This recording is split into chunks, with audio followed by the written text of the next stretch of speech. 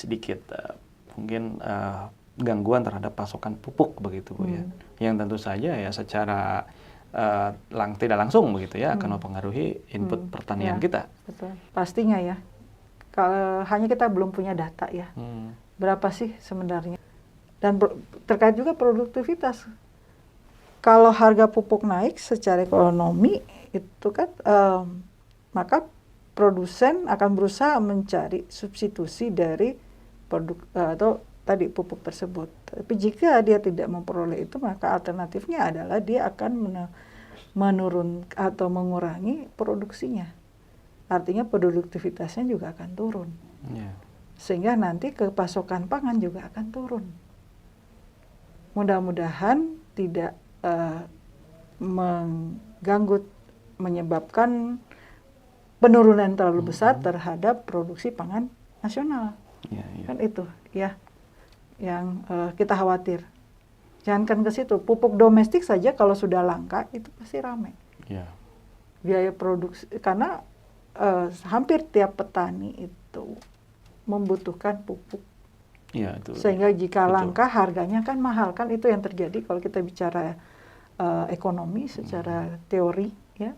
Jika adanya kelangkaan maka harga produk tersebut, harga komoditi tersebut itu akan mahal. Sehingga petani akan mengurangi pemakaiannya karena tidak mampu membeli dengan harga yang mahal tersebut.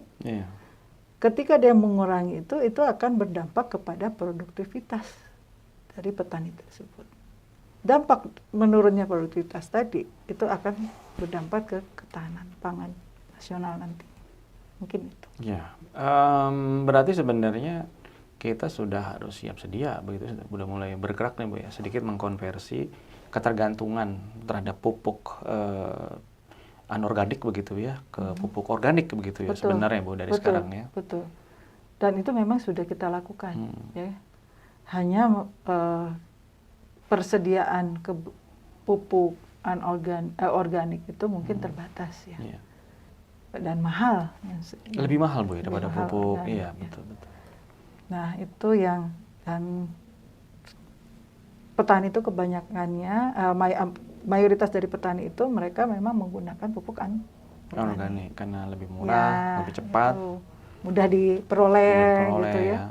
Nah, kalau tadi lagi kalau istilahnya apa namanya ada kelangkaan ya nantinya akan berpengaruh pastinya produksi pertanian gitu ya. Mungkin jadi kita banyak PR-nya Bu ya. Itu ya. PR-nya. Ya, tapi mau tidak mau Bu sebenarnya kan.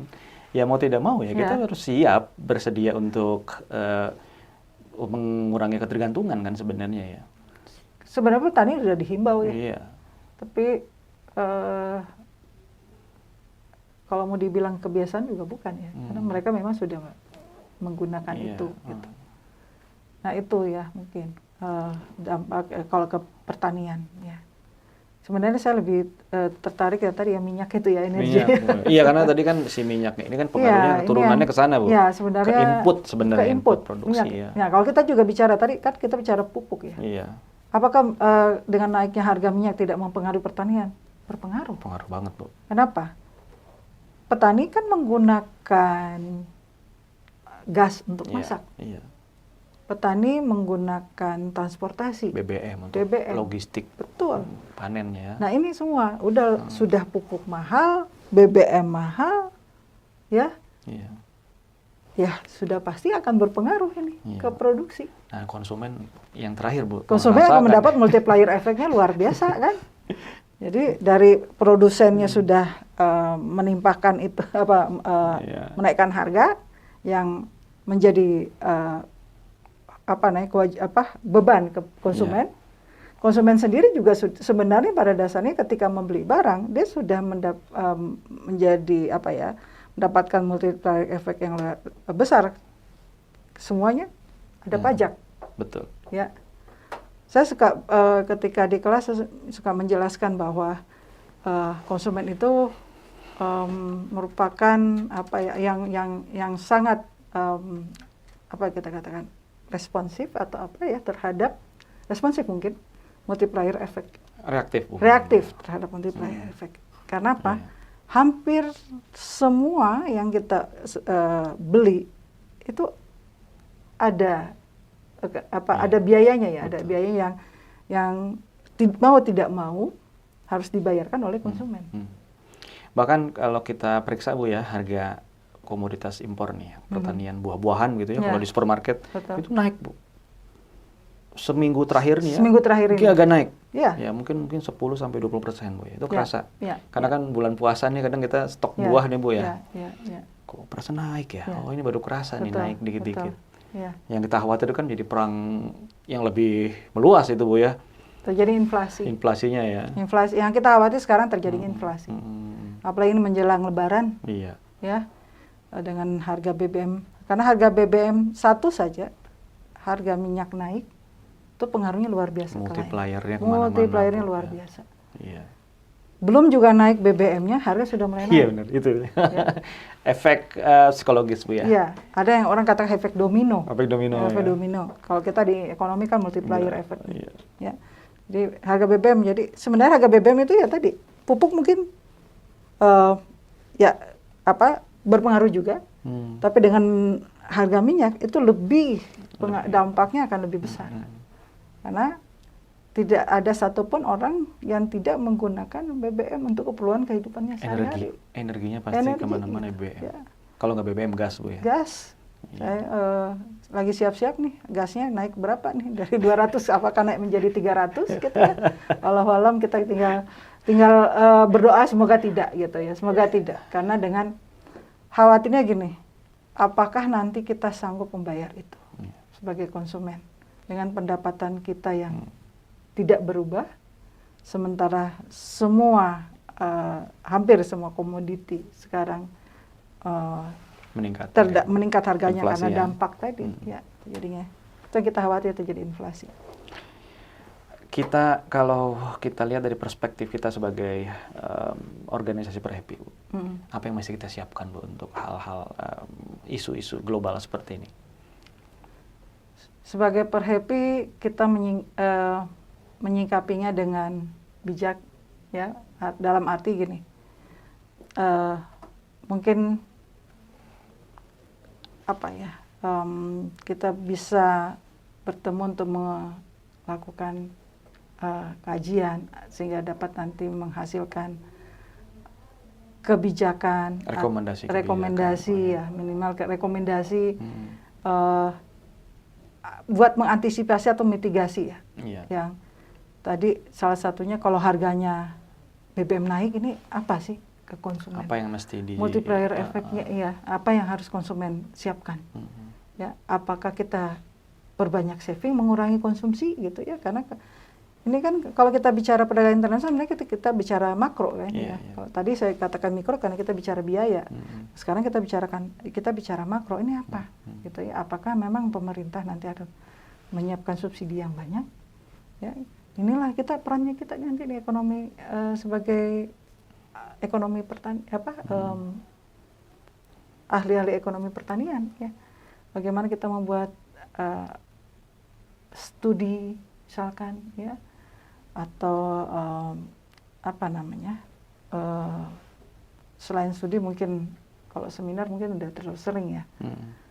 Ya bagi saya sih membuat kajian ya, kajian atau yang mungkin sesama Perhepi ini yang terutama yang di Bandung ada beberapa universitas, kita kumpul, kita diskusi ya, sama yang saya kemarin nonton TV melihat Pak JK mengumpulkan ekonom-ekonom untuk mencari solusi, ini mau dibawa kemana, ini harus apa gitu ya. Mungkin ini kita juga perlu lakukan, Perhepi ekonomi, Perhepi Bandung gitu ya. Apa yang harus kita lakukan mungkin ke depannya ya. Apa mungkin kita buka perdagangan dari Amerika Latin, Bu? Misalkan, kan mungkin aja, Bu ya. Ya itu kan dari pemerintah ya. Pemerintah ya. Pemerintah. Iya, apa kita mungkin kita memberikan rekomendasi. Iya, mungkin gitu rekomendasi ke sana kan. Kalau Timur Tengah tertahan begitu ya, apa mungkin? Karena agak-agak ini juga nih, Bu. Pasokan BBM dunia agak-agak ngeri-ngeri sedap gitu, Bu ya. Pasokan dari mana, Bu, yang kemarin itu? Venezuela kan Bu ya, itu agak panas. Venezuela kan sudah dikuasai sama Amerika ya. Gitu. Kalau saya katakan kita harus bersiap apakah kita punya dana atau tidak anggaran untuk itu. Nah ini dia yang paling PR banyak nih. Pertama. Ya. Fiskal kita Bu ya. Ya, apakah pemerintah mampu berani mengubah prioritasnya? Ada. Ya, yang dari prioritas ada yang prioritas utama gitu ya, kemudian mengubah untuk salah satunya kalau saya bilang itu. Ya, selain tadi mungkin kita sebagai Perhepi ya, mengadakan kajian rekomendasi, kemudian kita juga bisa memberikan rekomendasi salah satunya ke pemerintah, apakah pemerintah bisa mengubah prioritasnya dengan program yang sudah berjalan, yang sudah ada untuk memitigasi yang saat ini kita lagi dari depan mata nih Bu, inflasi ya. Depan mata ya. Kita hanya bisa berdoa semoga itu tidak terjadi. Kalaupun berdoa, kita berharap bahwa kita masih punya dana, konsumen masih bisa beli. Iya. Bahkan ini yang protein paling murah saja, telur Bu ya, telur ayam. Iya. Itu sudah mulai merangkak ke angka 33.000. Hampir semua. Hampir semua. Kalau bagi yang kaum menang mending kan Bu ya. Iya, hampir semua. Itu sangat terpengaruh Bu itu. Betul, hampir. Jadi ya. Oke. Ini enggak ya pemerintah gitu ya. Oke. Gimana Bu pesan terakhir Ibu terhadap konflik geopolitik ini untuk Indonesia khususnya dan juga petani khususnya Bu ya? Pemerintah harus berani mengambil sikap. Mengambil sikap. Mana yang prioritas berpihak nanti? Ya. Berharap lebih berpihak pada rakyat. Ya.